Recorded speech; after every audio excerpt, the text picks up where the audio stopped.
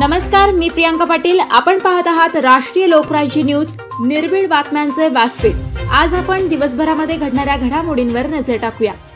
अजून माणुसकी आणि प्रामाणिकपणा जिवंत आहे। जगात अजून माणुसकी आणि प्रामाणिकपणा जिवंत असल्याचा प्रत्यय नुकता शनी शिंगणापूर पोलीस स्टेशनमधील police constable Vrushali Garje madam यांना आला।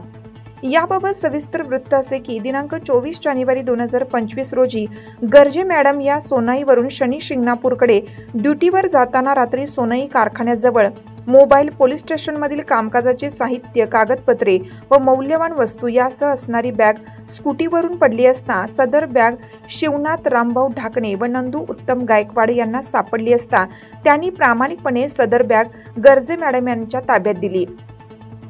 यावेळी शनी शिंगणापूर पोलीस स्टेशनचे पोलीस निरीक्षक टेंभेकर साहेब यांनी शिवनाथ ढाकणे यांचे आभार मानले। सदर बॅगमध्ये असणारा मोबाईल, त्यामध्ये पोलीस स्टेशनची महत्त्वाचा डाटा तसेच काही सोने व महत्त्वाची कागदपत्रे होती। पूर्ण शनी शिंगणापूरमध्ये त्यांच्या प्रामाणिकपणाचे कौतुक होत आहे। सोनई प्रतिनिधी किशोर दरदले। ताज्या बातम्यांसाठी आणि अपडेट्ससाठी राष्ट्रीय लोकराज्य न्यूज चॅनलला सबस्क्राईब करा, तसेच लाईक आणि शेअर करा।